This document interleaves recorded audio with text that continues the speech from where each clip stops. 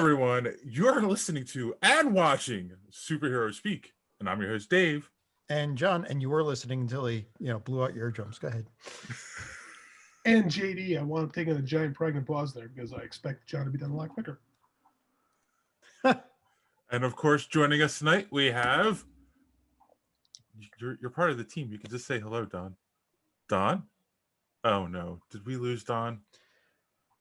Did we freeze him in carbonite again? Oh, shoot. Did you accidentally hit the carbonite button? Do you hear what I hear? Oh, my goodness. That would be a big no. None of my movies are going to be comic related. That's fine. Mostly because they were pushed off. We tend to steer away from the comics. There we go. Wait, nope. What? Oh, did we get him out of carbonate? Okay. Good. Can you hear me? Now No. we can. Yeah, we can. There we go. Okay. Sorry about that. I don't know what happened. I thought you were waiting for me to introduce you, but since you're already on screen, just introduce yourself. Yeah. No, sorry about that. All right, let's try that again. Take two. Hey, everyone. You're listening to and watching Superhero Speak, and I'm your host, Dave. And John. And JD again. Horse D Squares with you. All right. Oh, man, we have to do math now. So here we are. We're going to be doing our 2020 wrap-up show. But before we get to all of that, how's everyone doing? Don, how are you doing? I haven't seen you in a while. Yeah, I've been doing great. We've been getting some great content from a number of sources, and we'll be talking about that. Looking forward to putting 2020 in the rearview mirror. And I'm probably one of the least affected people. So, geez, my heart goes out to those that really were affected. Mm-hmm. But it's a good, as always, though, it's a good time to be a nerd. We have more and more to complain about each day. Perfect. How about you, John? What's new in your life? Well, yes, we nerds do have a lot to complain about, but I, like him, do not have not been greatly affected by it, though I do know people that have passed away. So yeah, 2020 can go to hell in a handbasket. And, when we get to 2021, I'm just going to, the years are just going to 2019, 2021, nothing in between. So pretty good. Still finishing up wrapping because of COVID. I'm going to drive to Connecticut, drop off presents, and then drive all the way back in one shot. So it'll probably take me about 9 hours. And my reward is going to be Wonder Woman 1984. I'm just going to grab some popcorn and sit and just watch that for an entire day. Sounds good. How about you? Me? Wait, what about poor JD? I'm shaking it up. Roll with it. All right, fine. I'm doing pretty good. Usually the host goes last, but hey. Hey, we're all hosts here. Well, that is true. We're all co-hosts. I'm doing all right. Nothing for me personally to complain about at the moment. Yeah, I mean, I'm with you guys. I'm great, ready to say goodbye to 2020 and kick it to the curb, and fingers crossed 2021 will be better. There's no guarantees, guys, no guarantees. So JD, how are you, my friend? I'm not bad. I taught a class in Godzilla today online. How are you so awesome? Well, because my wife, we didn't sign an Andy up for these Out School is the name of the program. It's this company that they do all these online classes for kids mainly. So we've had him doing the preschool classes, and Michelle, my wife's like, you should sign up and try to teach writing or something. So I jumped through the hoops to get signed up, and they said they want you to start with one lecture basically. And they had a bunch of lists of stuff parents wanted. One of them was a class in Godzilla. And I went, I could teach that. So I signed up for it. And I had about 7 kids this morning from the ages of 7 to 12. And we talked about kaiju for an hour, and I made a couple bucks, and it was awesome.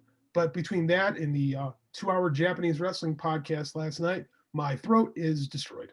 So I'm struggling to keep my voice in check. I got my cup of hot tea here, and yeah. I think my daughter uses those for my granddaughters. Do they have like a karate class or something, or like, They have all kinds. They have all yeah. kinds of things. So I'm gonna do a bunch because this went so well. I'm gonna try to sign up to do a bunch more because if I can make a few bucks here and there, in the mornings, and because Andy sat and watched me because he loves Godzilla, so he thought it was cool too. And then he had to run in and tell his mom because he learned about Gamera. He never heard of Gamera before.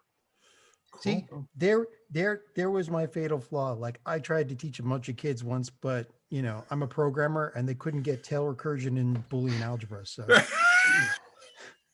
I don't even know what the hell you just said. Right. They were not talking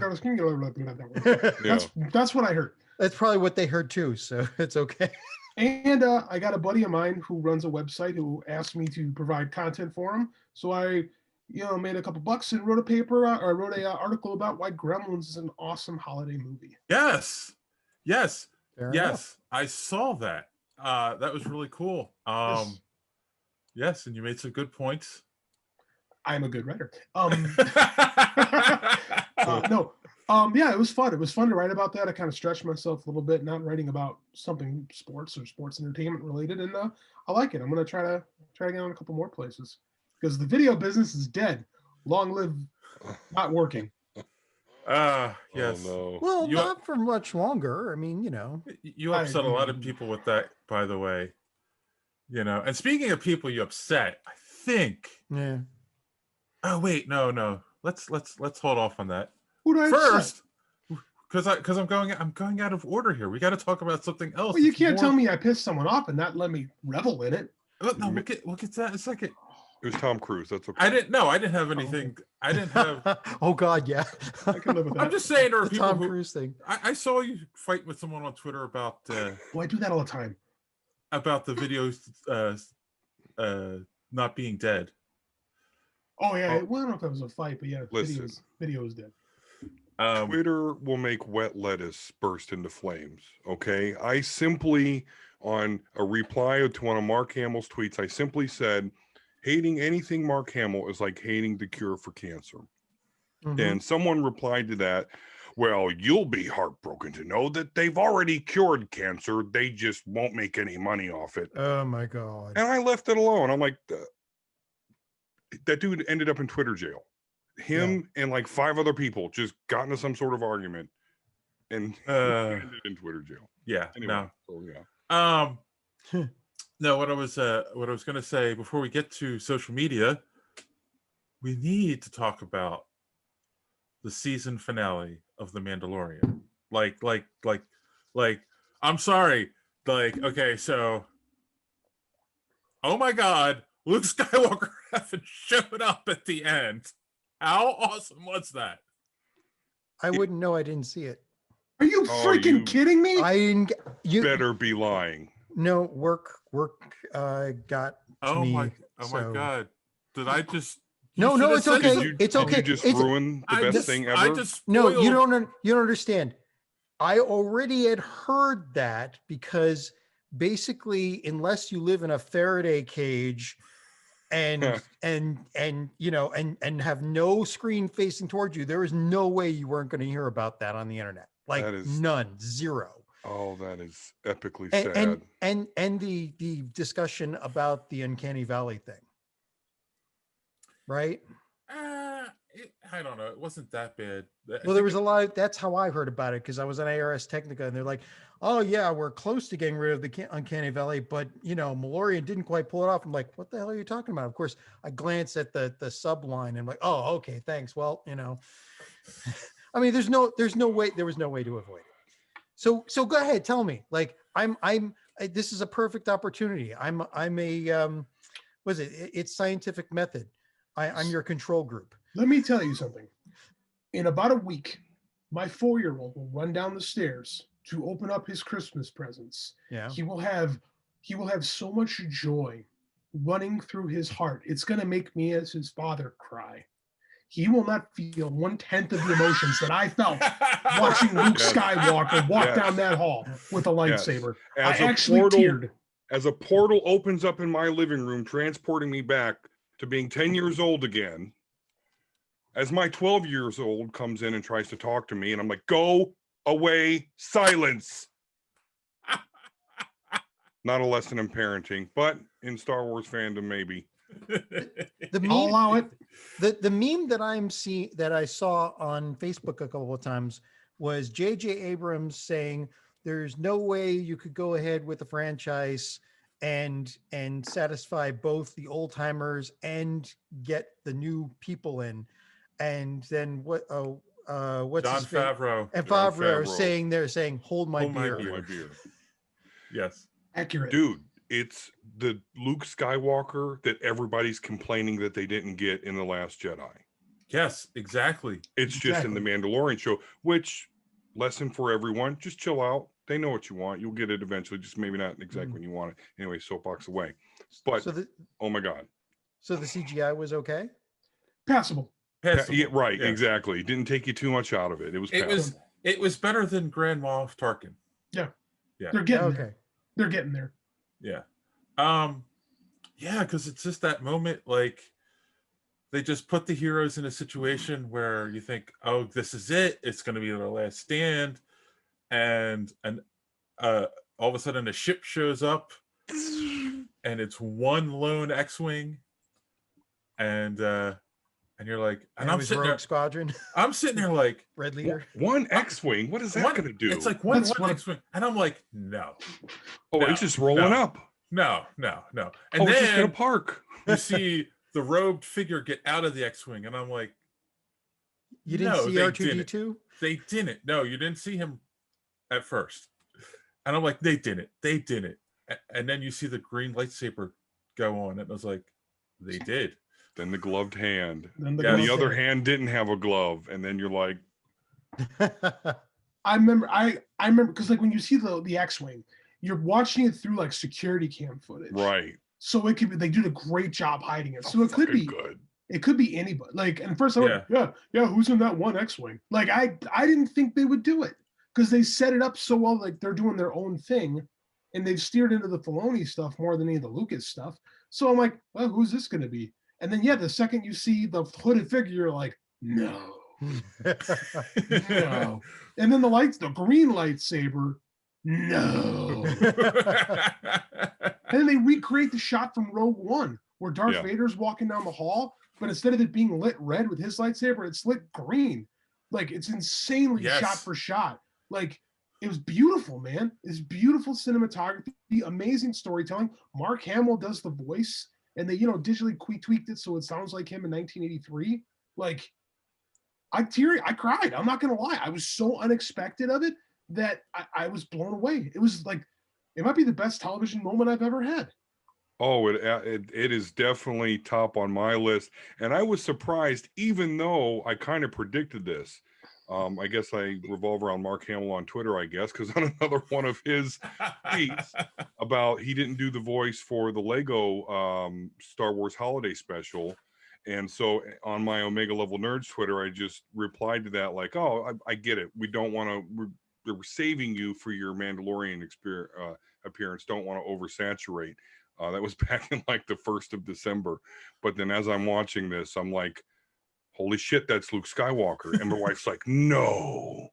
And I'm like, yes, there's only one dude that rolls up with one X-Wing, goes into a ship full of Imperials, and comes out without even breaking a sweat. He does it in the comic books I have over there. Just not many people have read it, but I've seen it before. And now I got to see it. Oh, hit my microphone. I'm so goddamn excited.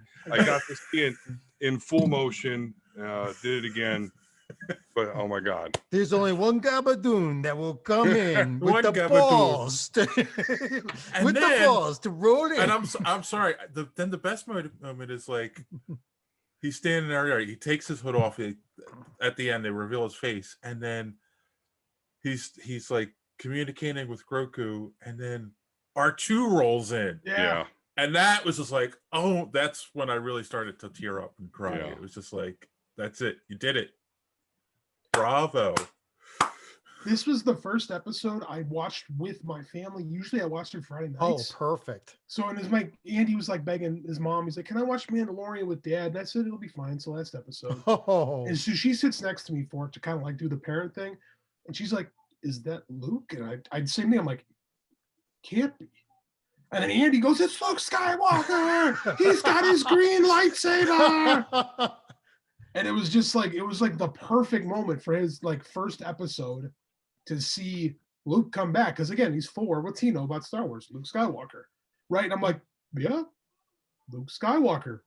I'm going to go cry now. Like, there's Andy being born is like here. no. And Luke coming back is like 1A. It can't go unremarked that there was literally no chatter about this before it happened. It's unbelievable. I It's know. As far like I heard nothing, and you know, we all of us have the ear to the ground on this shit. So look, they were so good at this season of playing red herring. That True. rumor that came out that Pascal quit halfway Yeah. through the season, Right. like come on, obviously he didn't, and that was a red herring. Yeah, propaganda. Yeah, to get people thrown off the scent that this is Fake how they were going to end the news. season. And oh man, and then there's an after credit scene which we'll get to a little later on the news. Oh my, that was unbelievable. And they set something up like Right. the other thing is they set up season 3 and like no one really You don't even care. you don't even care because Luke showed up. Mhm. So are we still supposed to hate the mouse? I mean, it's kind of hard to hate the mouse when they do when the mouse does this kind of stuff. We'll hate the mouse when Jon Favreau dies. Okay. Do you know what the mouse? Do you know what the mouse is? It's asparagus. Like, you know who likes asparagus? You don't really like asparagus, right? But it's good for you. It's healthy, and when prepared right, it tastes pretty good. But normally, it's disgusting. So that's my comparison. The mouse is asparagus. I Well, don't know if that- asparagus I don't also know if doesn't that's a let you have show an title. R rating, but that's, you know. You should see my son eating asparagus. Oh, yes. So yeah, and yeah, we won't. I guess John, we won't. Since you still need to watch it, we won't spoil what they set up for season 2. Yeah, because there's more to geek out about. Dude, it's okay. It's a setup, you know, like that I'm going to find out. Just talk about like I said, I'm your control group. And right now I'm really enjoying it. There's like, there are only 2 moments I felt kind of like I would feel about this, but they were in anime. So Okay, I'm just gonna blurt it out. How about Din Djarin is now the Mandalore? Yeah. That's where we're at now. Yes, he's the king of Mandalore. Because of the dark saber. Because he's so yep. so they set it up in the episode that wow. What's the character's name? Bo-Katan. Bo-Katan wants to go and face Moff Gideon to get the black saber, right? And she's like, I don't care if he lives or dies, he's mine, and you know, I want the saber. And everyone's like, yeah, sure, you can have it, because no one understands the whole thing. Well, he ends up fighting Mando. Mando has the spear, which is like the only thing that the saber can't cut. Spear. Yeah, can't cut through. So they have like a pseudo lightsaber duel, which is another awesome scene in the show. And he beats him and gets the dark saber. So once he gets him to the bridge and they're all there, Which Gideon planned, by the way. He planned this. He knew this would fuck Yes. with things. yes, he Mando goes to hand her the saber and she won't take it because it only can be won in combat. Unless, of course, you get it from Sabine Wren in the Rebel series, but I digress. Yeah. So Well, that's going to be interesting because how do you okay, now you've got all this responsibility. How do you get out of that?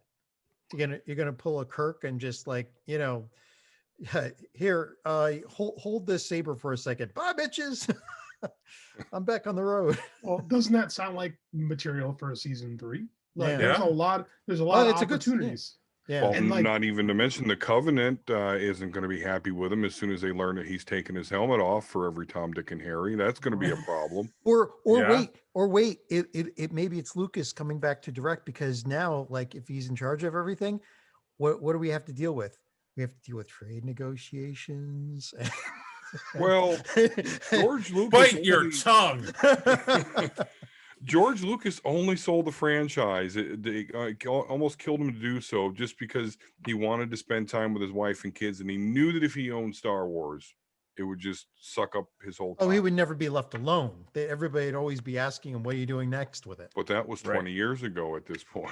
Yeah. Like, may have the edge. Y'all got any of them jobs? Yeah.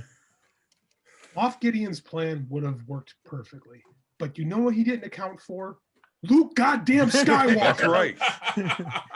That's And right. Yes. They set it up. They've been set. What's nice is you think this would be like a Deus Ex Machina thing. Oh, we want to get out of this. Oh, Luke comes back. No, they've been setting this up where Grogu has to talk to this Jedi. This Jedi, he's reaching out to a Jedi. Who the hell else could he be reaching out to? Yeah. Like, it makes perfect sense. And just, I didn't think they'd do it. Like, I didn't think they'd have Well, that's the courage why- to, like, bring in Luke. why I originally thought it was going to be Ezra. They were just going to find an actor to play a live action grown-up Ezra from Rebels, so they could keep along the Filoni path and do their own thing. Well, they're probably keeping that for Ahsoka Tano and her series. Probably. Probably, yeah. So, wow, amazing stuff. So, It was great, man. Well, now I know why I'm going to be up past midnight tonight. Oh wait, we're not done yet, because there's a post-credit sequence right. from the man Yes. who basically invented the post-credit sequence, Jon Favreau. Mm. yes, but there's an article about that in the news. Okay. So, All right. so Cliffhanger. So calm down, JD. In fact, while you're calming down, we'll take a commercial break, and we'll be right back. All right, we're back. JD, are you calm now? I'm okay. Okay. This is It's All okay. So then, This is the reward for being a geek is having moments like this. so since you're calm, let's get into some social media madness. God damn it! All right, fine. Now, and this is the punishment for being. No, you know what? I've had in the last month. I've had 2 moments like this. 2. My kid called me out on it. Luke Skywalker and Sting. So dude, I got nothing to complain about for the rest of the year. 2020 might have sucked, but the end of it was beautiful for me. Did you say Stain or Sting? Sting, S-T-I-N-G. You know, Oh, okay. Sting. I thought you were The talking. wrestler, not the singer. Right.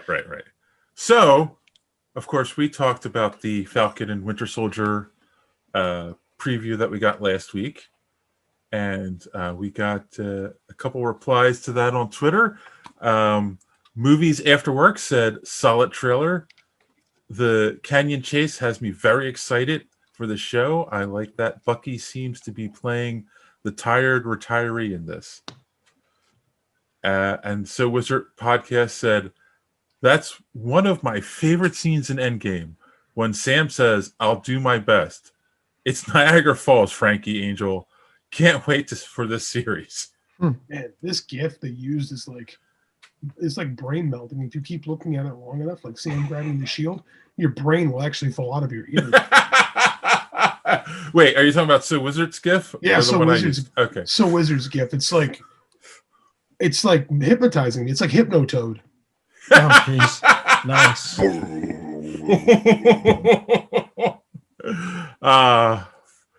5 points for Gryffindor.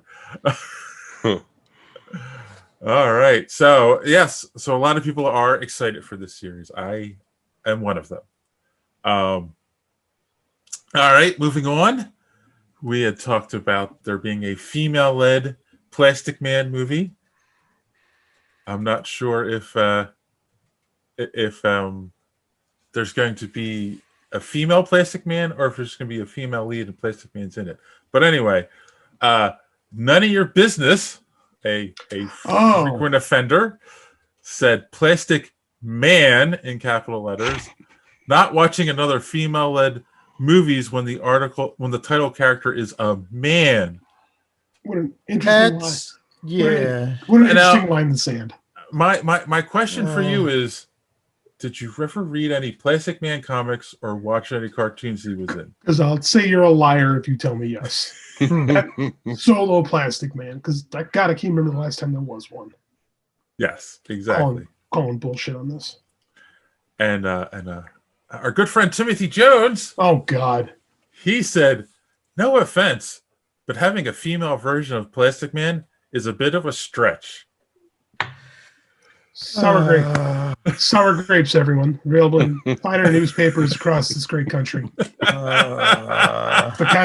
the kind of terrible dad humor you can expect from Tim Jones. Love it.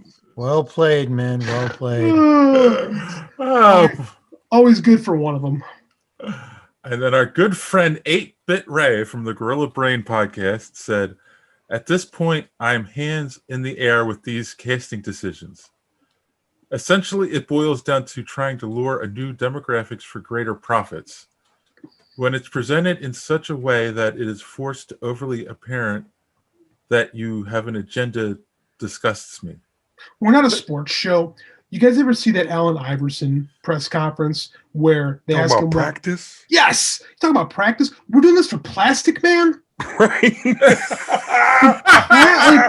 Right. Plastic Man? Like, Right. this is the one we're going to get all up in arms about?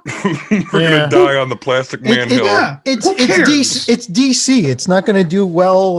They're going to screw it up somehow. There's so many greater problems in Warner Media right now. They'll probably Yeah. put Joker in it.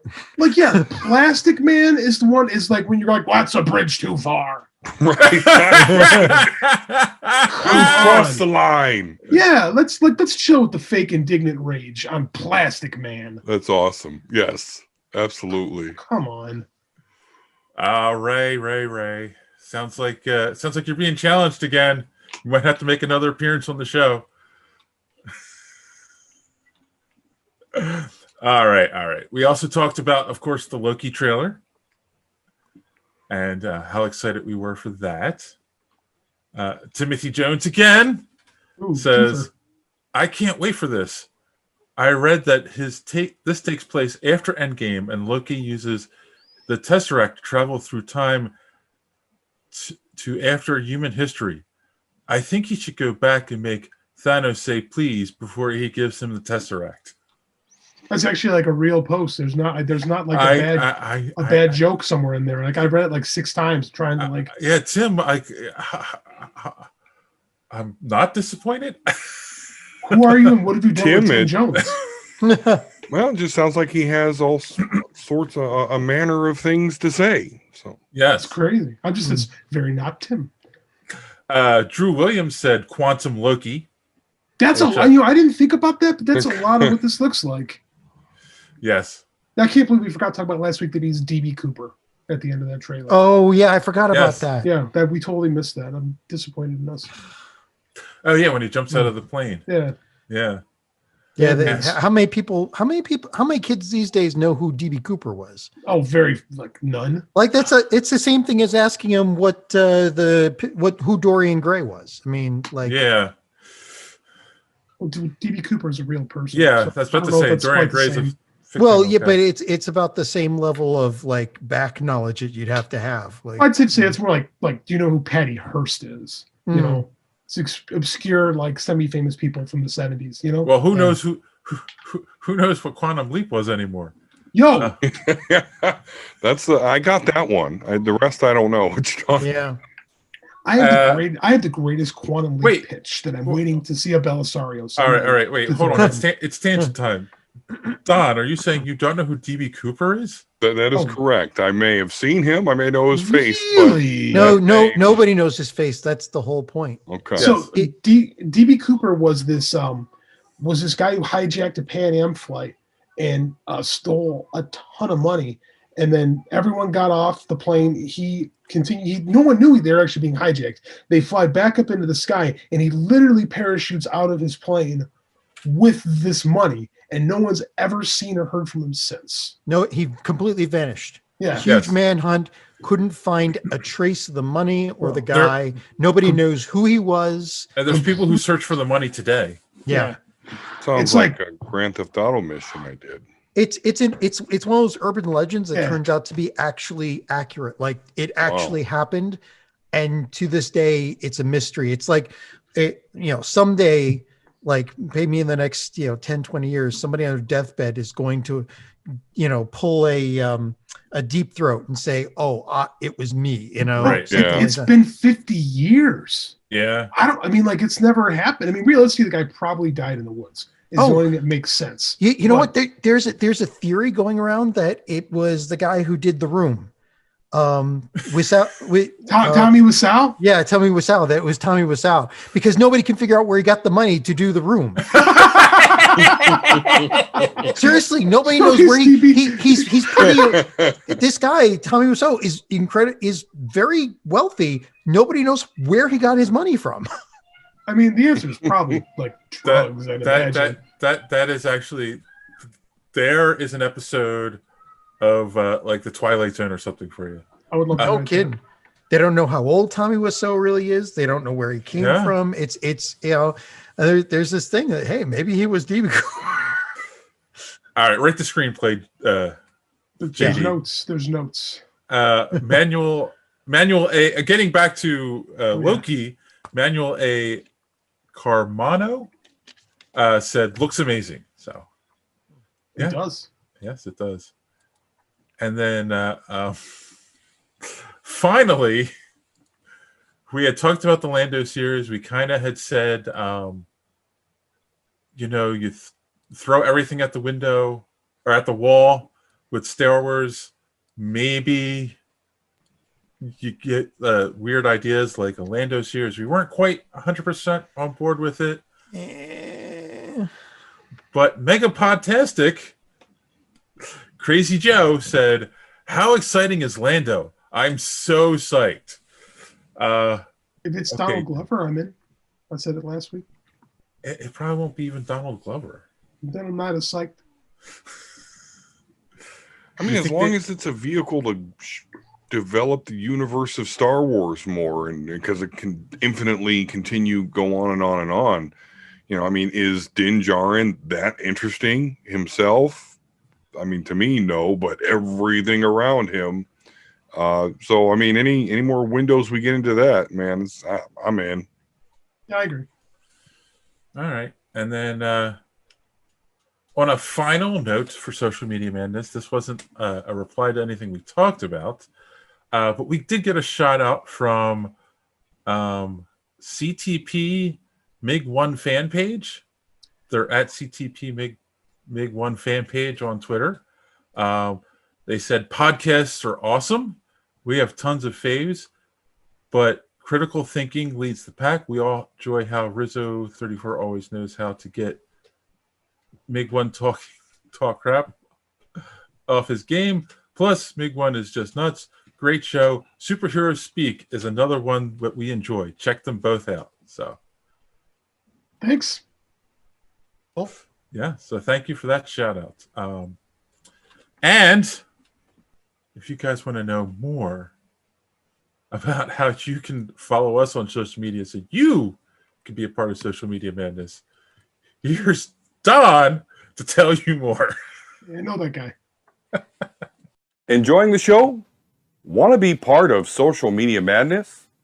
Make sure you're following superheroespeak.com, where you can find all of the social media links for the show at the top of the page. While you're there, check out previous episodes of the podcast as well as other great content. And check the site often because we are posting great comic book reviews as well as other comic book and movie content every day. Make sure you are following us on Twitter at Superhero Speak. And while you're there, check out the rest of the Geek World All-Stars Podcast Network. Simply follow them at *_geek. The Geek World All-Star Podcast Network include great programs such as the Pup Prism Power Podcast, Colt 45, So Wizard, Fans on Patrol, the Gorilla Brain podcast, and of course, Superhero Speak. Search for GW All-Stars. You will not be disappointed. Now it's back to Dave and the boys on Superhero Speak. Doop, doop, doo, doo. Oh, I was going to do it. All right. Well, thank you for that, Don. No Thank problem. you. Yeah. All right. Well, on that note, we're going to take our second commercial break, and we'll be right back. To catch a serial killer, Jack Shane will need all his wits and one silver bullet. All right. We're back. We have a little bit of news to talk about. Not a ton this week, but some things. So our favorite topic on this show. We now know the Snyder Cut will be released in March of next year. They're pushing it up. It was supposed to be September originally, right?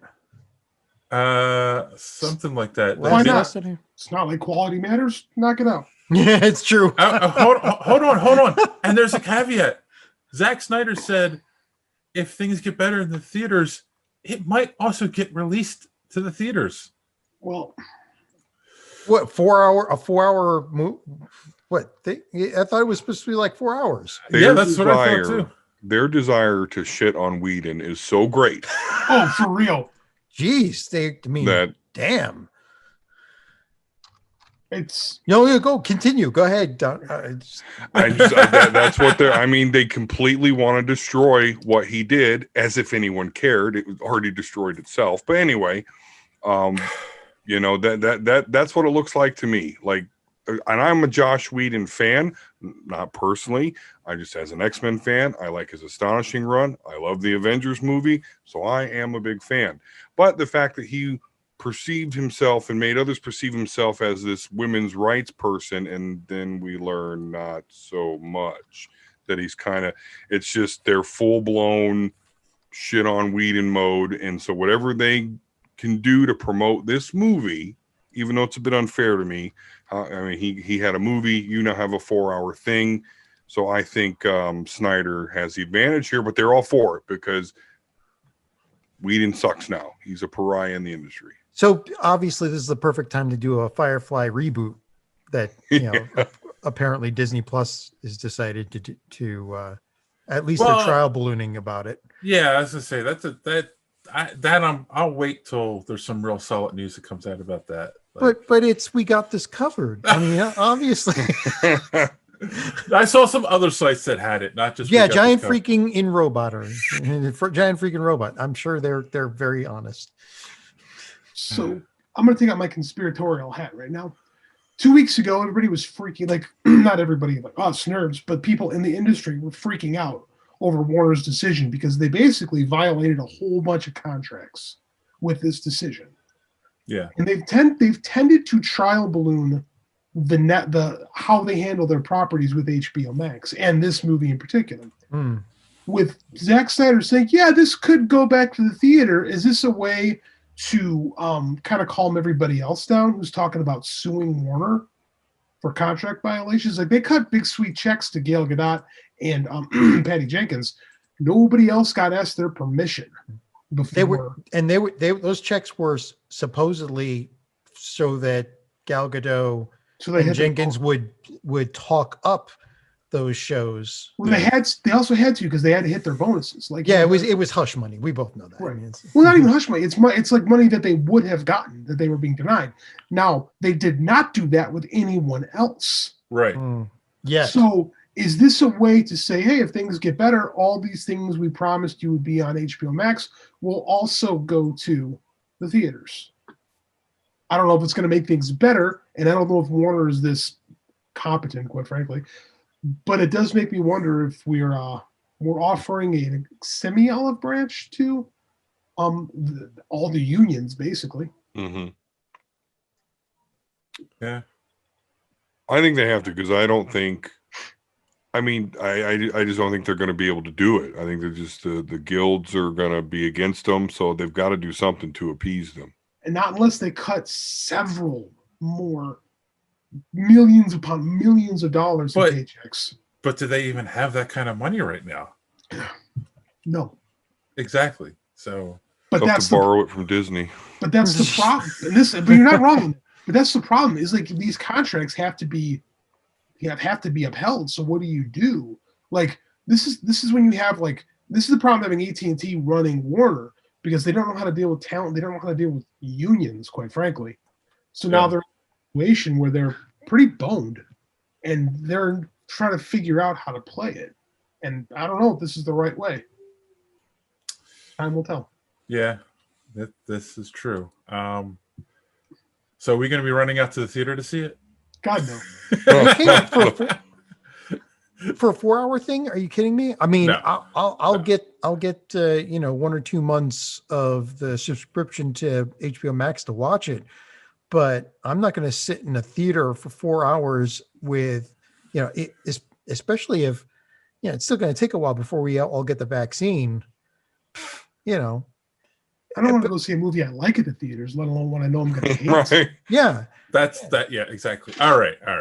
So, but now we can get to the big news. And JD, so you wouldn't go see the Snyder Cut in the theater, Yes. but would you go watch the Book of Fett in the No. theater? No, it's going to be 10 hours long. I can't sit for 10 hours. Come on, man. So yes, we got that amazing after credit scene in The Mandalorian, where Boba Fett shows up on Tatooine, and oh my god, I'm drawing a blank. Executes Bib Fortuna. Bib Fortuna. Fortuna, right. I couldn't think of Bib Fortuna. Yes, Bib Fortuna is sitting on Jabba's throne, which that's another thing. Apparently, he took over Jabba's empire. Boba executes him. Actually, they pretty much kill everyone in the throne room, and then except for the slave girl, they let go free. Yeah. And then he sits on the throne, and Bib Fortuna wasn't even objecting, really. He was like, hey, Boba, burn. He's boom. yep. Is it like every side character becomes a mob boss at the end when they leave Well- the shows? It's like what's his name? The guy with the robot body now. The what's his name? Who got cut in half? Darth Maul. Darth Maul. Yeah, Darth Maul. He becomes a mob boss, and they show him in Along with being Mandalore in and Solo. all that. Yeah. Well, I mean, you got how many choices? New Republic? Who knows about them? They're new. Mob boss. Or mob boss, or trying to be in an Imperial remnant. And yeah, it doesn't work out for people unless you're a humanoid. But it makes sense for Boba Fett to want to take over because Yes, it because does. Jabba left him in the Sarlacc, which we still don't know how he survived. But now we have a whole show to figure out to let them tell us that story. So it makes sense for him to be pissed, right, and Yeah. want to go back. But he can't go back until he has his armor. And not only that, though, like Jabba's palace is actually a place of comfort for Boba Fett. That's actually where he hung out in between jobs, basically. Yeah. So it really does make all the sense in the world that he's like, hey, I got my armor, slave one going, I got a new sidekick. Well, he knows where all the action is, knows all the contacts because he's hung out there. So Bib Fortuna is 500 pounds now. So Yeah, he got Bib let himself go. he certainly did. He was like morphing into Jabba. I He's think got that that was, giant frog gullet underneath him. So that's where that species comes from. You sit on the throne and suddenly, Yeah. eventually, You become a Their Fett. Leku recede into their fat and they just. so this contradicts your original prediction, JD, of that this was going What else this is new? season was going to be Boba's last stand, obviously. Oh no, this is way better than my crappy idea. I'm way happier with this. Yeah. So Well, I Mando think needs a ship.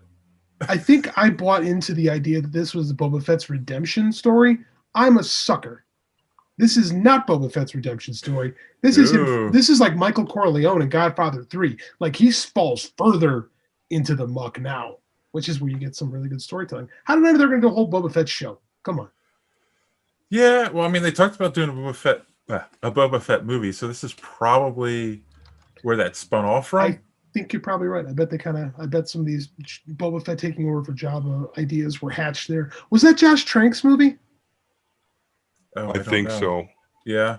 Oh, I do thank believe God. so. Yeah. Boy, did we- Yeah, bullet dodged. Yeah, we lucked out with that.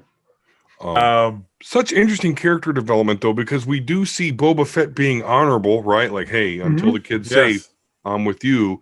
And Yeah. then as soon as that's done, hitting the hyperspace lanes over to Tatooine, and boom, now I'm a mob boss. And that's what happened. He didn't even make sure he got him back. He said, "All right, No. I did my job. Right. You were in the same vicinity as the kid.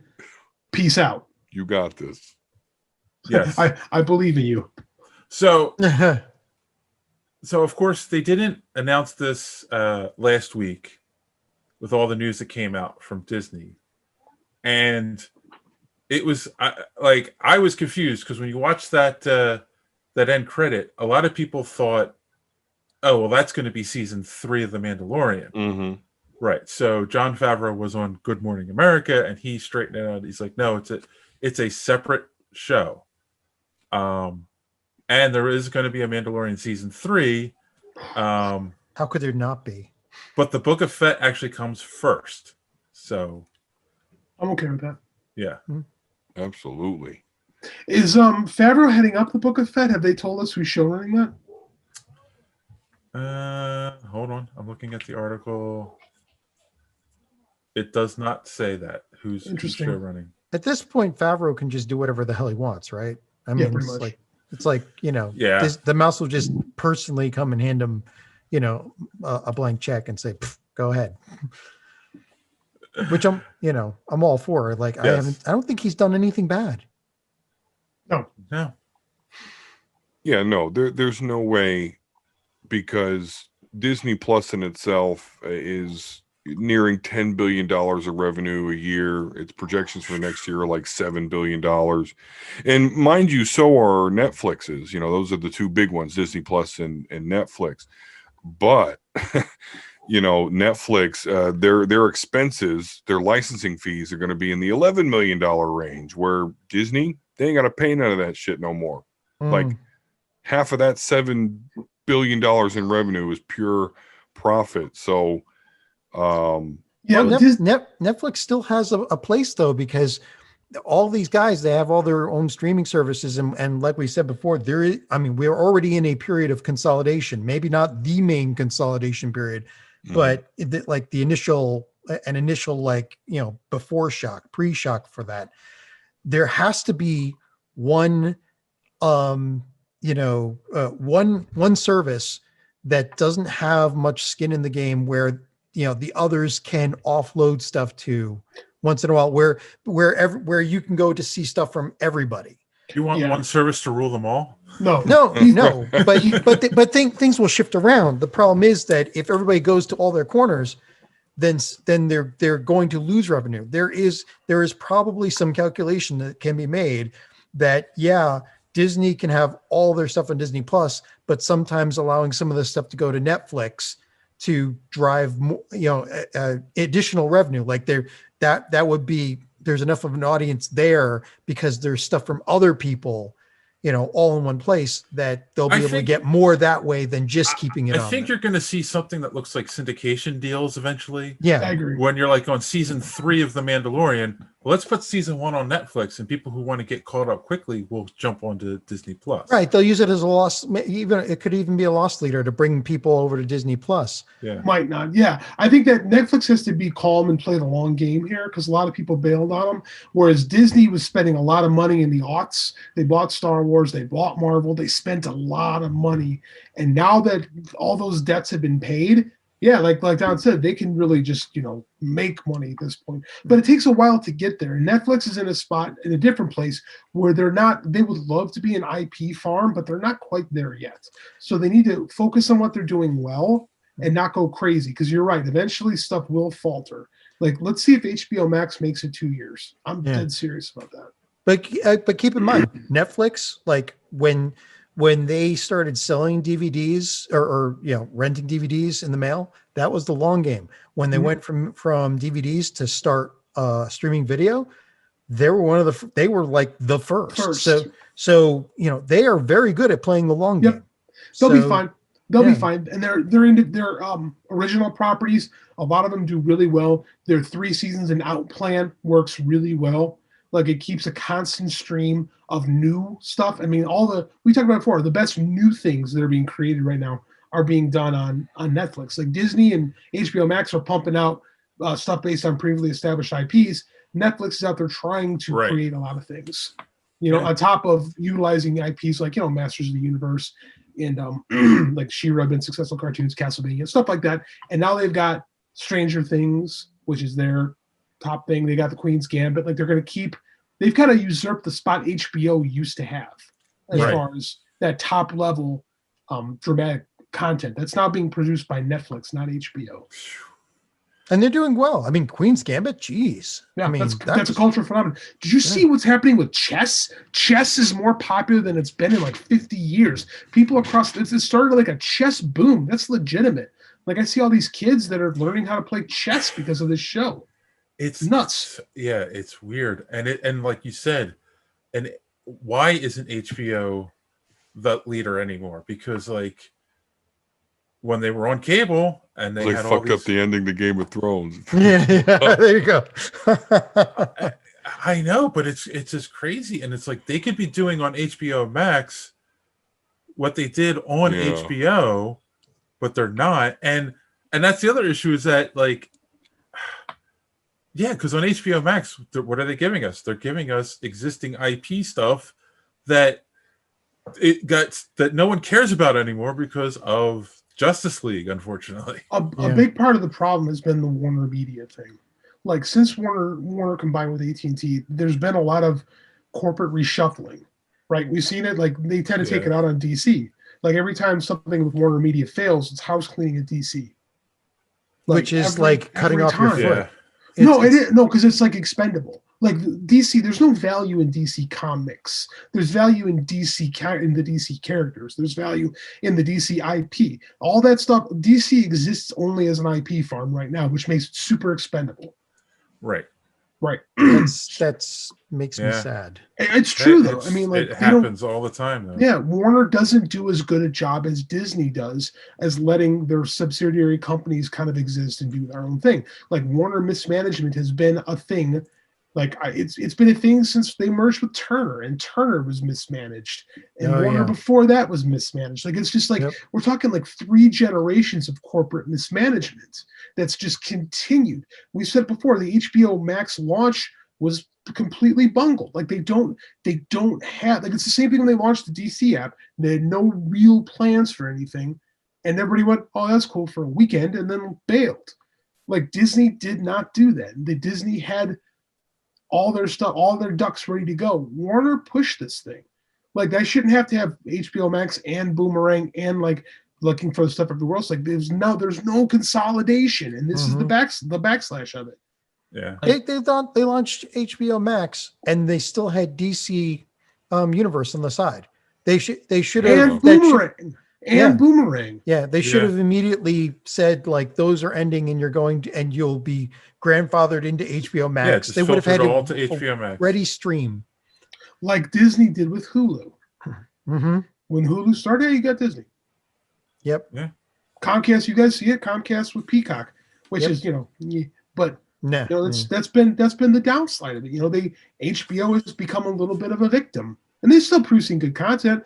This year alone, they had Watchmen and Lovecraft Country, and like there's still good stuff. It's just not like the dearth of good stuff that they're known for. Yep. Well, maybe Black Adam will be good. Oh, it will be. So right now. All right. So I'm counting on my DC guys, and especially you, Don, because you're the comic expert on a lot of things. Oh, okay. Black Adam is now going to include Cyclone, which is a character. I mean, I know the character was introduced in Kingdom Come, but I don't know like anything they did with her after that. And she's going to be she's going to be in Black Adam as part of the Justice Society, played by actress Quintessa Swindell. from Trinkets, which I don't even know what Trinkets is. Sorry. So what do we or what do you think of this news? Do we like this character's inclusion? Does anyone know this actress? I'm not familiar with her work. The Cyclone character, she's the granddaughter of the original Red Tornado, original Red Tornado. Okay. So I'm okay with that. I mean, quite honestly, the Cyclone character from a design perspective looks exactly like she looks like Jean Grey. She looks like every other, red-haired character. Yeah. So I'm okay with them, mixing things up a little bit. It's fine. I don't know. It's Cyclone. It's not. I'm more excited to know we're going to have a legit JSA in this movie. We're going to be doing some of Jeff Johns' best work was his Black Adam stuff with JSA. So if they're taking from that, fine, great. This, what the big thing though? This means a Red Tornado exists somewhere in this universe. An android Red Tornado. That excites me. John, you read DC. What do you think? I mean, it's interesting. Well, no, it's interesting to bring her in instead of one of the bigger names, but it does at least bode well, or at least it tells us that they do have a lot of backbench to pull from. So what do you think? Like, who would you say they should be pulling? Like, we're getting Hawkman.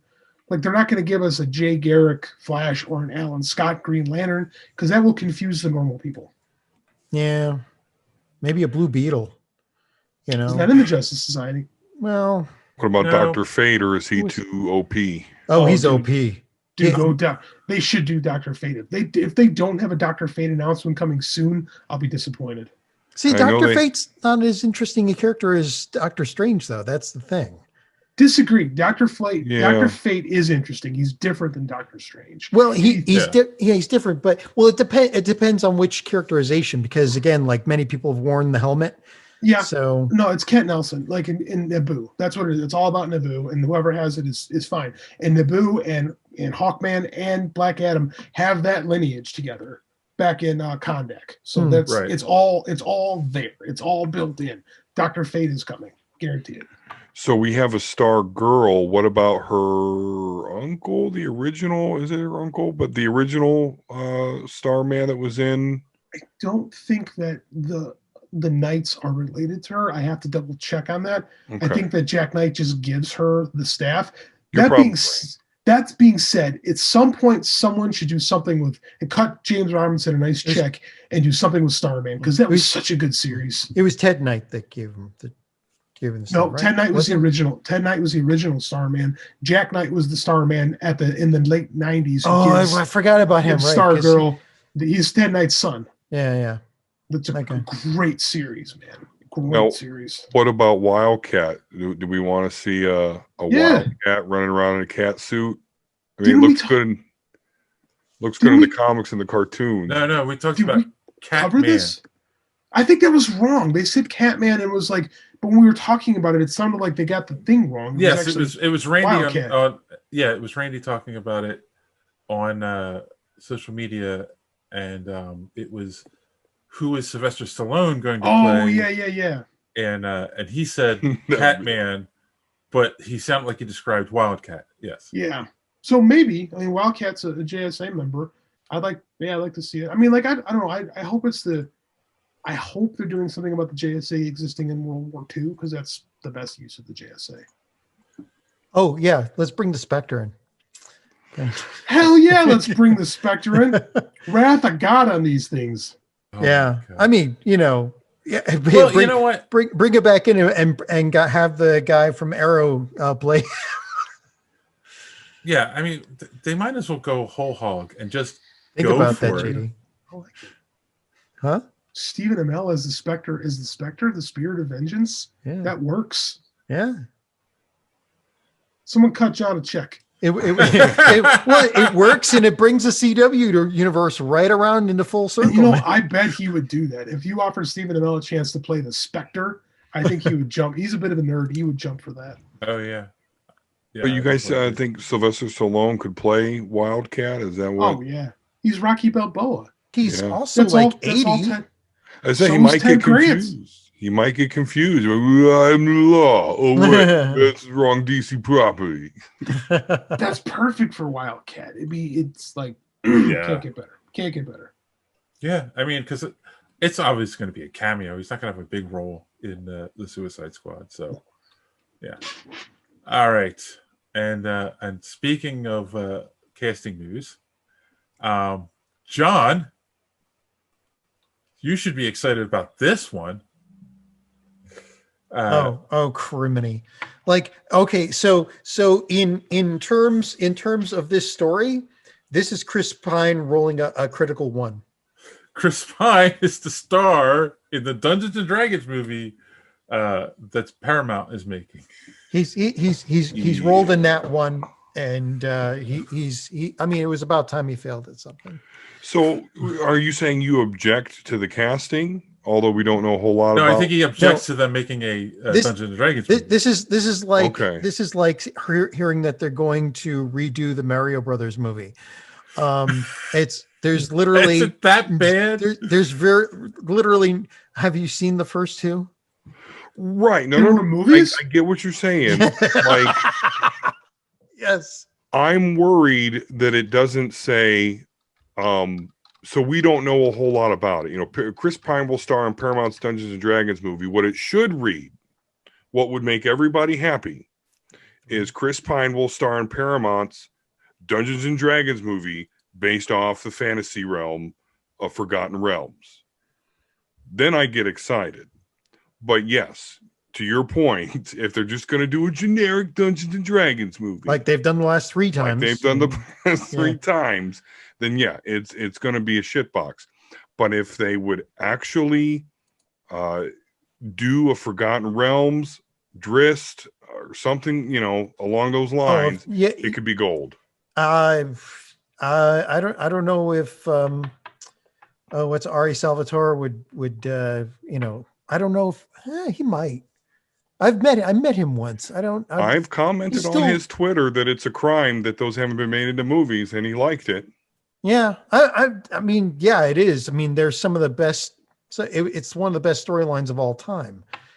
In Dungeons and Dragons, like, you know, Although I heard rumor it could be Dragonlance, which I don't get because Dragonlance is nowhere near as popular as good as Forgotten Realms. But yeah, that that's- peaked like 30 years ago, Right, And exactly. and it was quickly overrun. Like you get into Forgotten Realms, you've got you've got some of the you know, Mordenkainen and also some of the most Catterley, Catterley and all the wizards, some of the most interesting characters in Dungeons and Dragons. and you have Menzo Baranzan for you women out there that Yeah, want to see a society where the women run the show. There you go. You want to see some women bitch slap a bunch of guys around? Menzo Baranzan is your place. yeah. But getting back, like the first three movies were not good, and unless they brought in Critical Role to do it, I don't know that like the storyline is going to survive a Hollywood rewrite. I love doing this show on video now because the expression on JD's face is, man, this nerd show just got really nerdy. You nerds. Every nerd has a cultural blind spot. Dungeons and Dragons is my cultural blind spot. I don't know what you. I remember the cartoon from when I was a little kid. That is my extent of my Dungeons and Dragons. Now, see, that would be a good movie I would watch that because I remember that.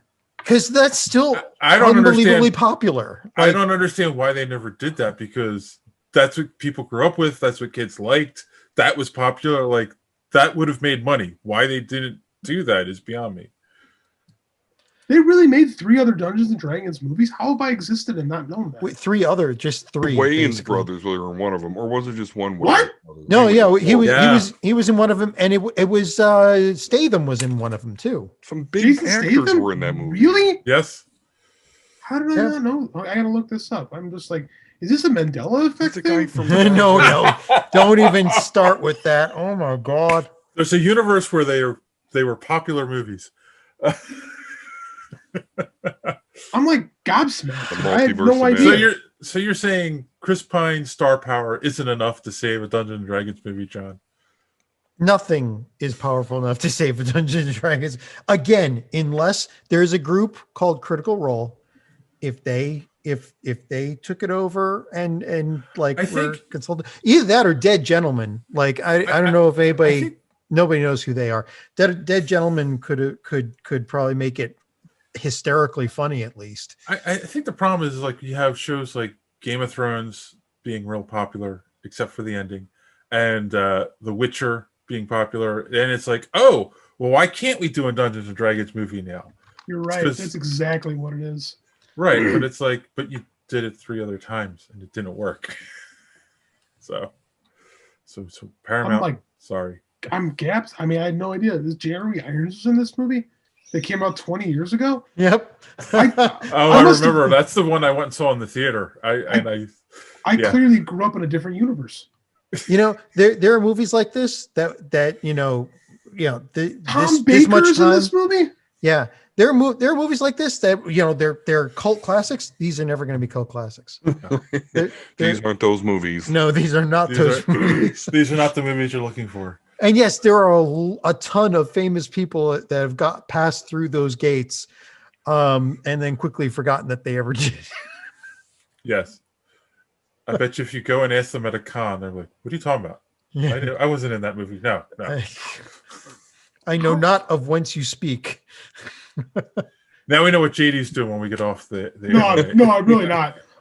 I'll forget about this the second we sign off. I'm more astounded that a trilogy of these movies exists and I somehow missed the entire thing. That's where I'm astounded.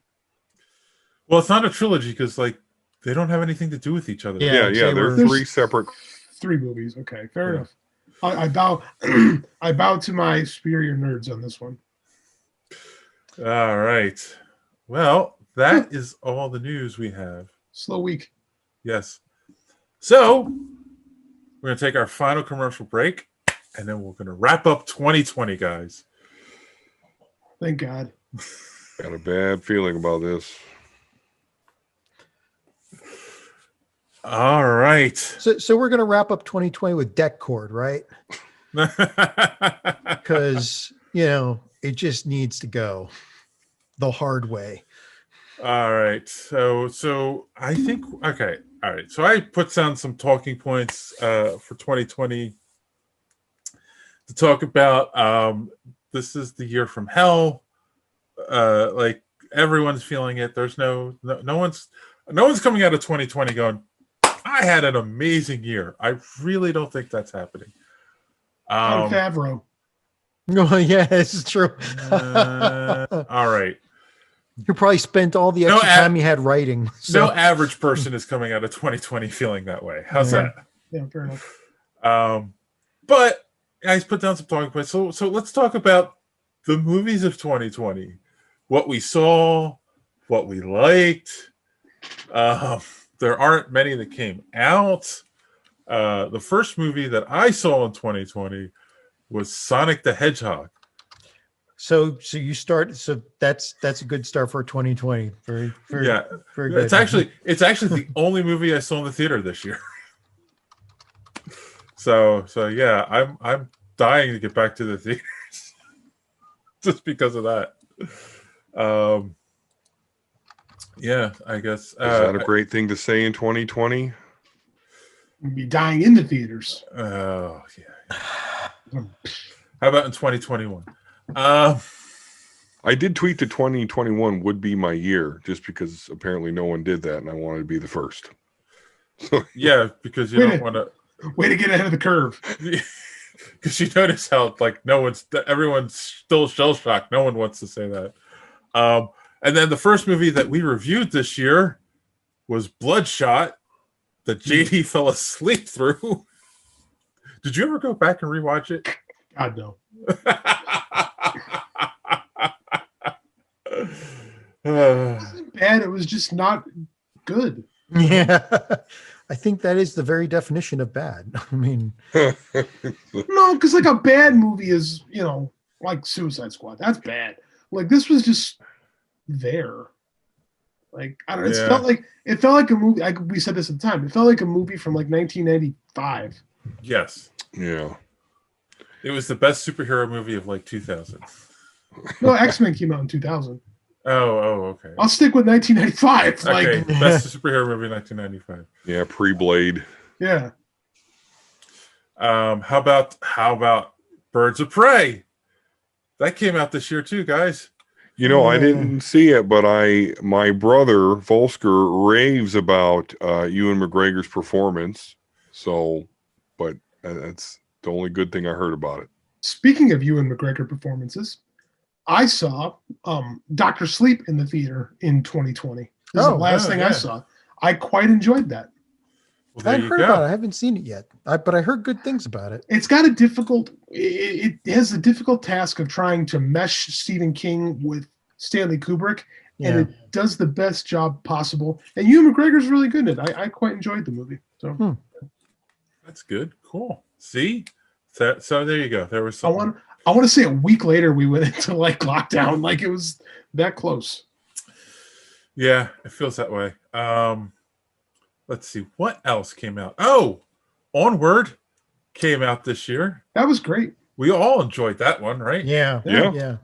D&D centric. D&D centric. Frozen for boys, I think is the best way to describe it. Yeah. Yeah. Rob, that's probably the movie of the year.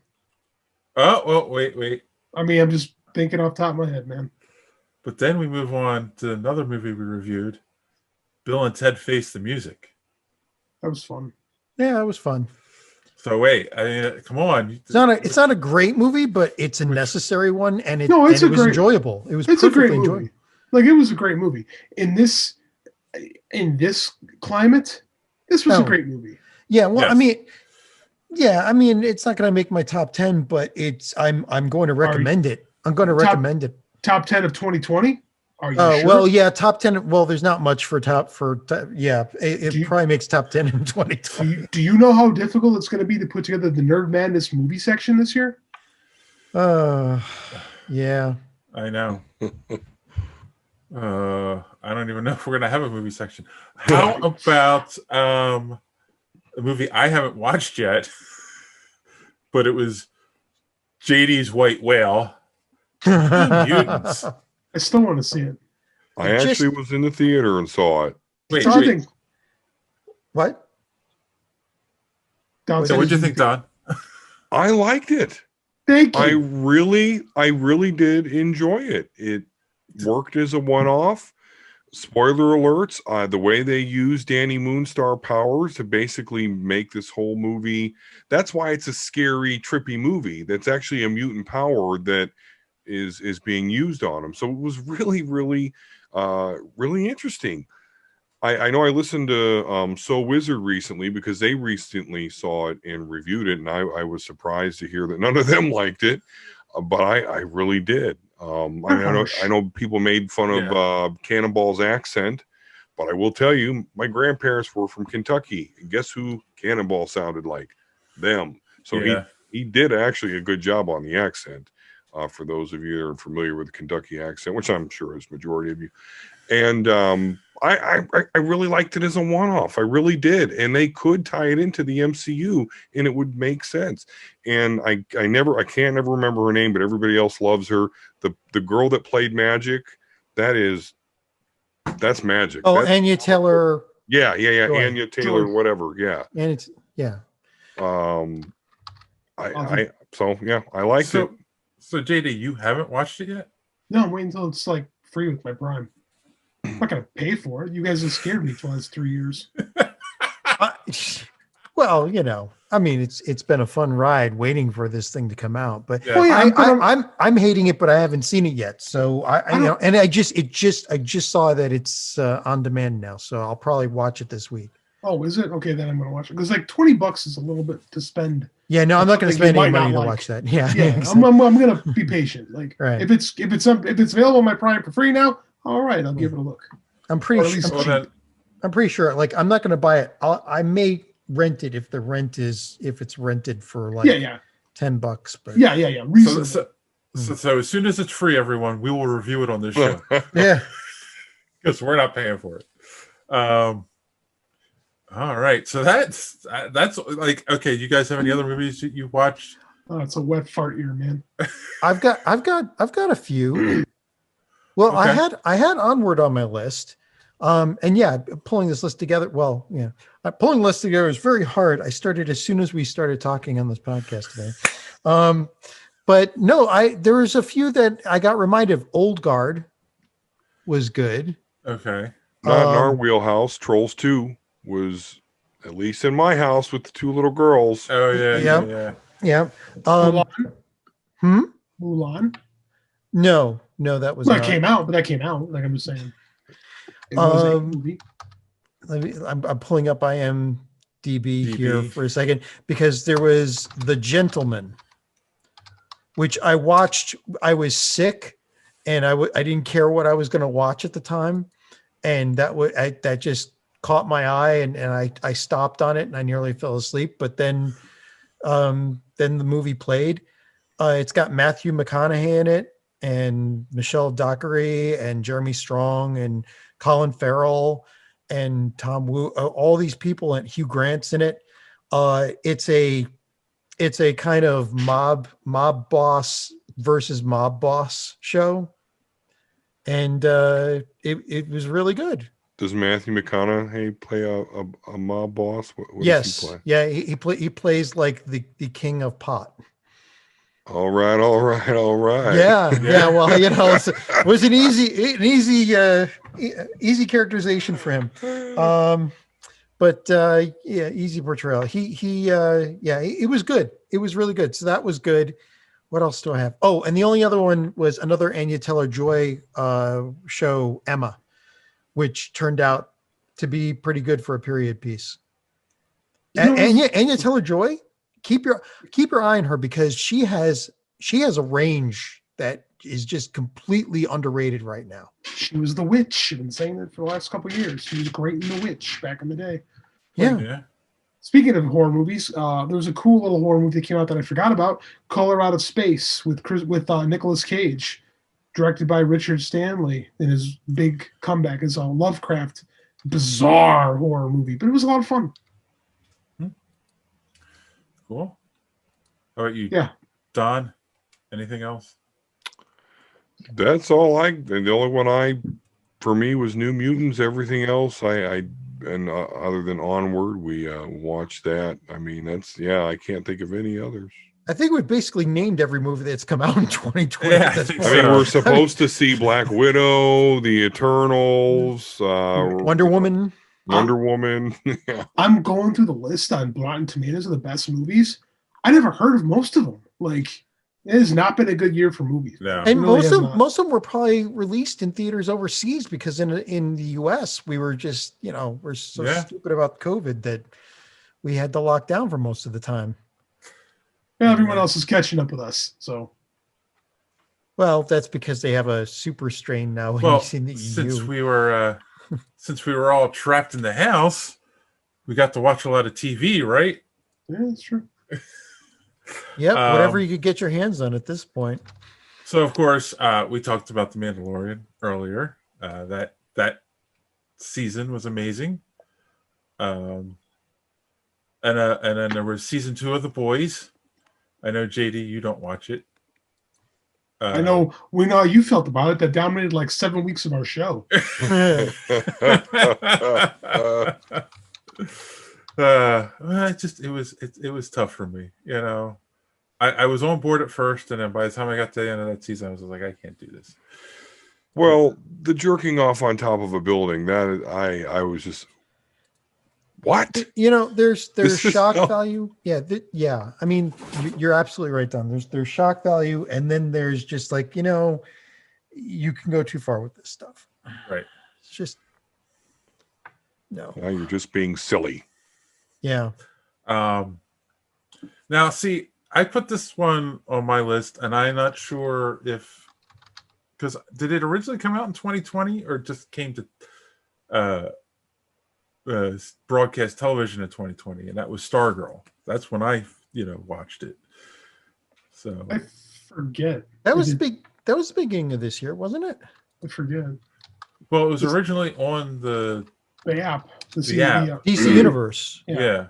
which is where I watched it, but it's listed as 2020, so I'm counting it because Okay. 2020 needs this. Needs The a win. crisis. crossover happen this year, or was that end of last? It was last year. Yeah. Yeah. Yeah. I mean, we kind of, and that's the other thing. Like, I was kind of put that on I put Flash and so on the list because all those shows kind of ended early. They had to cut their season short, And they fizzled. Like the Flash turned into basically the tale of the wandering writers. You know, a lot of those shows just lost their focus, and I think Ruby Rose kind of screwed things up on Batwoman.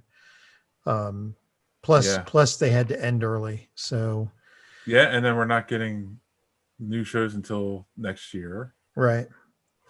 So, But well, wait, why aren't we talking about stuff like Animaniacs? oh, that's good stuff. There were some good cartoons. Animaniacs was a good one. Oh, there was excuse me. Animaniacs was really good. That's all I remember. Yeah, Stargirl was on my list. I also have Queen's Gambit. Okay. The new Scooby-Doo mystery movies was really good. I watched that with Andy all the time. I didn't see that. DuckTales season 3. Yeah, wasn't there a Transformers series released this year? It's Transformers on Netflix. I forget it was really good actually. The Age of Cybertron. That actually was really good. Was it? And, yeah, it was really, John, I think you'd like it actually. I recommend it. And then it's short too. Because I'm a Beast Wars guy. Like that was like the twists and turns in that, even though some of them were, as always, driven by Hasbro going, hey, we're putting out a new toy. But the writers that they get for these Transformers shows are good. Yeah. This show skews older. Like it's meant for us. Like it's not selling a lot of toys with this line. And it really retells the origins of how they left Cybertron. So, I mean, it's only 5 episodes, so I'd highly recommend it. We dogged on HBO earlier, but they actually had some good shows this year. Now that I'm looking at it, like they had Lovecraft Country, they had Watchmen, they had Raised by Wolves. Yeah, I forgot about I've never seen Watchmen too. The Vow was a really good documentary series. So, I mean, there's some stuff, man, that HBO has actually put out. Maybe we were a little too quick to read HBO's epitaph on this show because there's actually some smart stuff. People are talking about The Flight Attendant. I haven't seen that one yet. Because I don't have HBO Max. But I mean, I didn't like The Outsider as much as other people did. I think the book was better, but I mean, like HBO was doing stuff this year. This is true. Yeah. Well, like was anyone paying attention? Yeah. Watchmen got a lot of praise, man. Yeah. If I may, I'm going to add something for the anime crowd. Please. This year they had season 3 of, and JD, you love these titles. Is it wrong to try and pick up girls in a dungeon? And we've mentioned this one before, and I said I'll tell my joke again. Yes. Well, okay. So season 1 was good. Season 2 was awesome. Season 3 is probably one of the best anime seasons I've ever seen. It is the storyline is so deep and so like it basically rips into your chest and takes your heart out and shows it to you. There are some there that come close to when you first thought, hey, is that Luke? Like they come close to that feeling. Like, I would say anybody who likes anime, that is a show that you should watch. Definitely. That's in my top 5. What about the Hero Academia movie? Were you into that? My brother raved about it. Oh yeah. I mean, yeah, the Hero Academia movie. And I haven't gotten to see it or pirate it yet, but the Demon Demon could be a Slayer federal movie. crime soon. Yeah. Jeez, many. But the Demon Slayer movie too, is from all accounts was good. And Demon Slayer is probably one of the most critically acclaimed anime shows forever, basicso. So, I mean, Hero Academia is like, shooting fish in a barrel, but so here's a question for the group. Does anyone here have CBS All Access? no. Oh, so no one watched Picard. Okay. I used to have it, but that was a while back, and there was just nothing on there.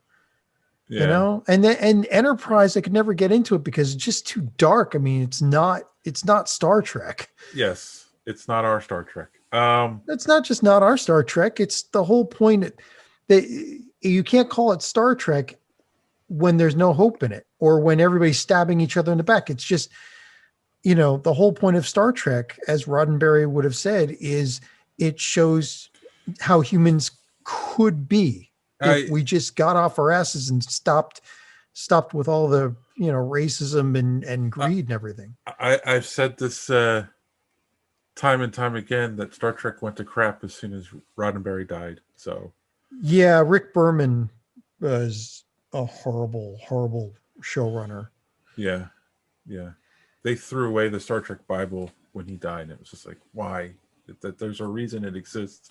Yep. That is what Star Trek is. It's why people like it. And yeah. Anyway, all right. So none of us watched that. How about you, Don? Any shows you got into this year? Just the Mandalorian. But I think Castlevania season 3.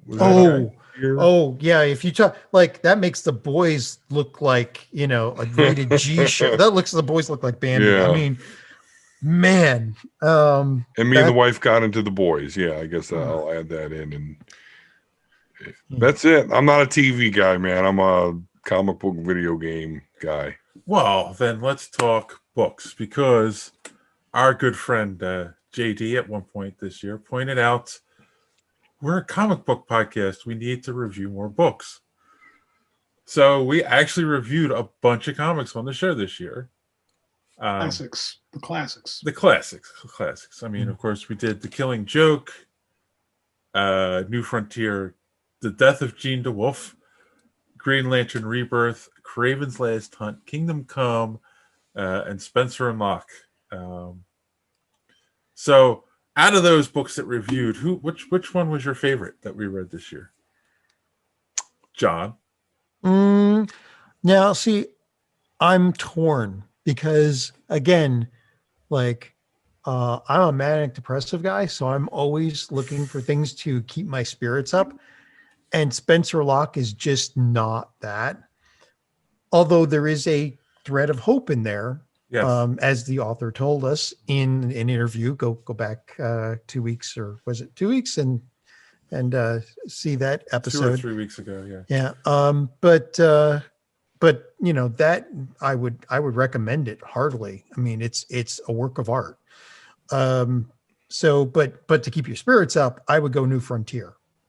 New Frontier, I really, really like, you know, that storyline and the what it represents, you know. And I thought Rebirth was good too, but on a more technical merit than like feeling. So John, you like things that make you happy? Is that what you're telling me? Anything that keeps me from, you know, Wonderful. From having to hit the bottle again. Yeah. Okay. Well, so great. I got great news for you. I can't wait for you to watch that last episode of Mandalorian, and you'll be able to loop Luke Skywalker coming to save the day. Anytime you feel down, you do that too? Do you do that too? Absolutely, yes. I do. Yeah, I know, right? Damn like right. You find something like that. I'm rewatching a few things now because they're good, and they're, you know, like the whole Dragon Ball Super arc. Because, you know, it's just fun to watch something where you don't have to worry about what's going to happen. You know, the good guys are going to win.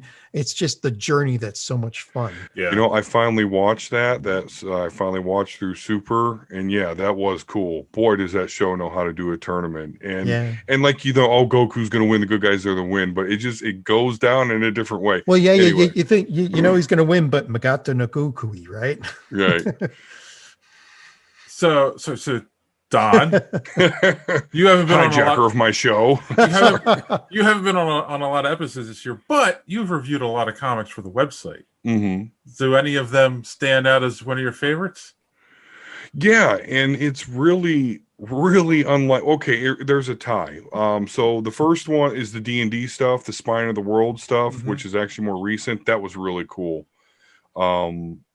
Spawn 311, I gave a 10 capes out of 10. Yes, you did. And that was because I spoke to somebody that actually knew about Spawn and could tell me how significant it was that Gunslinger Spawn was at the end of there. Oh, now I get it. Okay. So that one was good. Quantum and Woody, that is not me at all, but I really thought that was, I enjoyed those. I really think they should have got more press than they got. Yeah. So that would be it. The Dungeons and Dragons Spine of the World, Quantum and Woody, and then Spawn 311. I gave a perfect score to. Oh, don't forget the My Little Pony Transformers crossover. That was really like, in reading that, I'm like, how they're not gonna. Okay, this is gonna be dumb. This isn't gonna make sense. And then I read it, I'm like, wait a minute. This makes sense. Yeah. Holy fuck. They wrote it like the show, which I was so happy about. Yeah. Yeah, you're right. I mean, of course, I read my X-Men stuff all year, but I'm hills and valleys with that right now. Yeah. Some days I feel like saying, "Hey, Ray, come back. Let me apologize to you." And then other days I'm like, "No, this is fucking brilliant. They just retcon Apocalypse's whole history, and he's actually a hero." The Hickman effect, right? Ray is going to be impossible in the group chat now. Anyway, about you, JD. I haven't read nearly as many comics this year because I kind of had to put all my spending money into the author business. So my comics reading, like as far as stuff we read in the show, Kingdom Come is one of my favorite pieces of fiction, so that's always going to win for me. As far as the comics I did get to read, I love, and again, I'm going to sound super biased with this, but I do love this book. Rich Douek's Sea of Sorrows. I got to read issue 2 before it came out. Man, him and Alex Cormack are doing an amazing job just with like super scary, legitimately scary horror books. Yeah. And I love, Rich and I are kind of the same vibe. Like he's doing just some really good work with this book. And I love Road to Bones. I said it was my favorite book last year. I meant it. And his follow-up, which isn't a sequel, but they're like kind of genre similar. They are super genre similar. It's amazing. The splash page for issue 2 of Sea of Sorrows is literally the scariest damn thing I've ever seen in a comic book. Huh. I can't recommend it enough. I don't want to spoil it because it comes out this Wednesday. Tomorrow. But just like, Wednesday. Yeah, Wednesday tomorrow. Like, Rich sent it to me, and I opened the PDF, and I dropped my phone. I was like, Jesus Christ, man. And I texted him. I'm like, what are you doing to me? And it's a slow burn book, but it's really good. So I highly recommend it. As far as actual books, my favorite book that I read this year was probably The Institute by Stephen King. I really like that book. Really? Not Harvest Moon? I can't say. Well, first of all, it came out in 2019. The re-release came out in 2020. I mean, like it sounds cheap to plug my own stuff like that, but I mean, I like my work, but you know. Well, maybe John will plug it. Oh wait, he didn't. Well, I still have to read it, and I got to go. I got to get that. Which I have to ask you what the order is. I'll send it to you. Okay. The one of the books I'll pay you for it. Yeah. The book I forgot on the list that we also reviewed that we all loved was Civil War. I hated that book. Yeah, that was after all the hype, after all these years of not reading it and reading it for the first time because of this, I was very underwhelmed. I think it's aged terribly. I think I said that on the show. Do yourself a favor. Do not read the follow-up Civil War 2 by Brian Michael Bendis. Stay away if you don't like. Well, again, it's one of those books where it was like you can see the germ of the idea that Miller wanted to tell, and then it was broken up because of how they wanted to market the book, and that's a whole nother thing. Kind of like Firefly. Corporate marketing kills good comics. But I agree with John. I think the favorite thing that I read this year, because I hadn't read it before, and we read it for the show, was Spencer and Locke. I mean, that was just, Did it surprise you? Oh yeah. It's not what you expect going in. Yeah. And I mean, like you said, it's dark, but it's telling a real story, kind of, and it's hitting on real emotions. I think is the way to put it. So, and every once in a while, you turn the page. It's like, oh, I remember that from Calvin and Hobbes, and So Yeah, which led to the author of the book reaching out and saying, "Hey, I love what you had to say." And I was like, "Wow, why'd you come on?" He's like, "Cool." So I wanted to give a shout out for all the great guests that we had this year. Our first guest this year was, I can't say his name now. Lou Morgan, right? Morgan, yes. R.T. Thorne was a guest this year. James Camacho, who is on Lock and Key, one of the actors on Lock and Key. Jimmy Palmietti. Palmietti. Oh my God. I did. Okay. Jimmy Palmietti was on the show. Eric Groins, who plays the gambler on Stargirl. Goins. What? Goins. Eric Goins. No, it's Goins. You said groins. Is it Goins or is it Goins? It's Goins. It is Goins. I remember him telling me that when he was on the show. We had, of course, George O'Connor, author of Charlie's Spot. Rich Dewick and Joe Mulvey was on talking about Wailing Blade and their other books that they work on. And, of course, David Pepos of Spencer and Locke. So, yeah, we had not a lot of interviews this year because usually we get most of them at cons, and there weren't any cons this year, but we had a lot of great interviews this year. So, yeah. Thank you to everyone who's been on the show. Hope you enjoyed it, and hopefully we can get some more great ones next year. So, let's see. Anyone have a favorite moment from 2020 besides it ending? I'm going to be corny and say this, but it just happened Friday night when I was watching the Mandalorian season 2 finale. I mean, it's like Luke Skywalker coming to save us from 2020. That's just how it makes me feel. It's so nice. I'm going to have that same moment in about 2 hours from now. Yeah. How about you, JD? Selfishly, I'm going to go with we did a great job with the Harvest Moon Kickstarter. Like we quintupled our ask. It was a small ask, and it was the first Kickstarter we ever ran for a novel, and it's a really small space on Kickstarter. And it went really well, and kind of redefined the way I want to do my business marketing from now on. And a lot of that came from, podcasts like this, and I got myself out there, and like I was on Don's show, and he let me have a little bit of a platform, and that was a real highlight for me. It was just really getting to introduce my wares to people who might not hang out on Amazon all the time. And it was fun. I enjoyed that. So I'll be a little selfish on this one. Oh, and I enjoyed paying JD to kill me. I enjoyed killing you immensely. I can't wait to read it. So is that your favorite moment, John, of 2020? Being killed by JD in a book? I don't know, but from the evil look on his face, I assume so. It's like, getting his money was one of mine for sure. Yeah. I mean, I appreciate it. I can't. I don't know. Beyond that, I have no idea. Like, I really miss going to the conventions. So there's nothing I can say like was a great moment for 2020 for me. Wow. I mean, I got nothing. Dark. Yeah, very dark. He's got a bunch of lights behind him, but Yes. not in his heart. No. Like I said, anything to keep me cheered up, to keep me going. All right, well, go watch The Mandalorian. You'll be happy. Oh, Yes. yeah, that'll do it. Yeah, that'll do Oh, it. and Wonder Woman in a couple of days.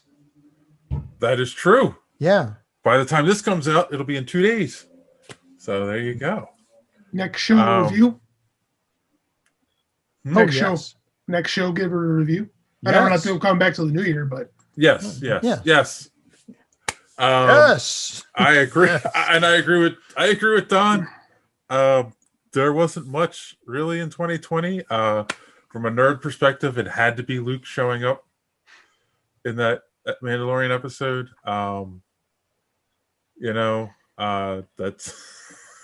That's it. Yeah. So So all I can say is fuck you 2020, get out of here.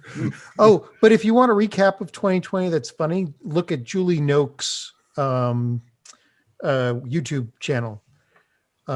She did a whole thing of, you know, the March her going back to talk to the January her, and then the June her going back to talk to the March her, and they're hysterical.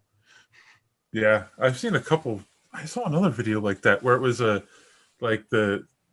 someone from the beginning of the year was, or someone from like the middle of the pandemic was talking to someone. Yeah, from the beginning of the year. everybody's copying them, but she was the original that did it, and Okay. and she just did her fourth one, and yeah, just you gotta see them, but see them in order. It's Julie Noke, Nolke, on YouTube. Cool. That'll be a bright spot for your 2020. There you go. All right. Yeah. So I want to say the bright spot for my 2020, in all sincerity, guys, like everyone knows that this has been a horrible, horrible year for me. Yeah. So if it wasn't for these guys right here that you're looking at or listening to, I don't know if I would have made it through. So does that include Heath Ledger Joker? yes, it includes Heath. No, it includes you, John, JD, and Don. Like, you know, and doing this show, like, you know, that was my bright spot. It's having this to look forward to every week and having some normalcy of talking with my friends and talking nerd stuff. So I appreciate you guys. Thanks for making 2020 bearable. No worries. Can't wait to make you pay for the hotel room for New York Comic Con next year. I know.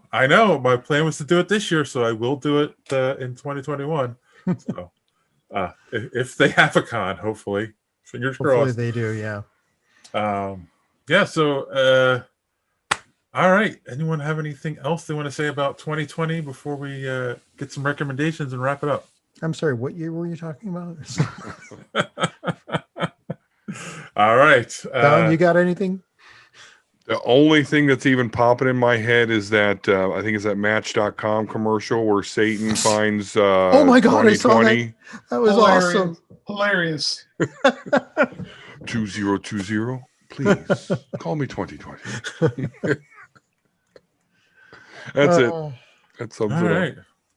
So Don, do you have any recommendations for the audience?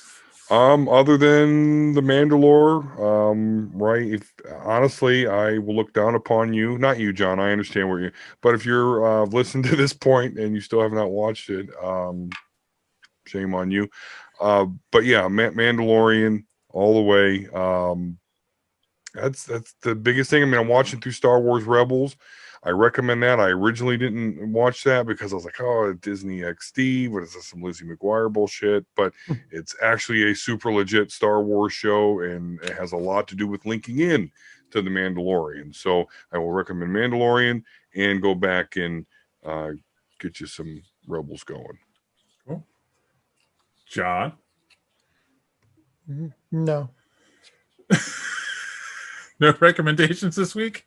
Well, we basically gave a recommendation, like is it wrong to pick up girls in a dungeon? There you go. And chess, not chess, Queen's Gambit.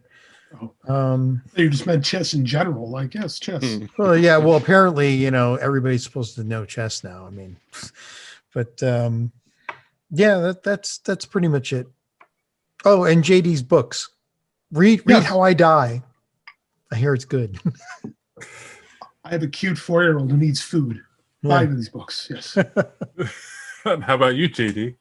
Sea of Sorrows #2 comes out Wednesday. Man, if you like good horror, I said this on Twitter. I think Alex Cormack might be the best horror artist in comics. Like his stuff is that good. Like I'm blown away by it. Cool. All right. Well, I will recommend, like I do every week, that you go to superheroespeak.com, where you can find the podcast every week, and you can now find us on video on YouTube as well every week. And of course, reviews by our good friend D Square. And I am going to recommend. Well, before I recommend anything, an announcement to our audience. Of course, as always, we're going to be taking our 2-week holiday break, so we will be back the second week of January. So everyone out there, please have a Merry Christmas and a Happy New Year, and do your best to stay safe and happy during the holiday season. And yeah, I'm just going to recommend that we burn 2020 to the ground and we move forward in 2021 and have a good and happy new year. So on that note, boys and girls, as always, thanks for listening. Don't keep caught in the door. Have a good week.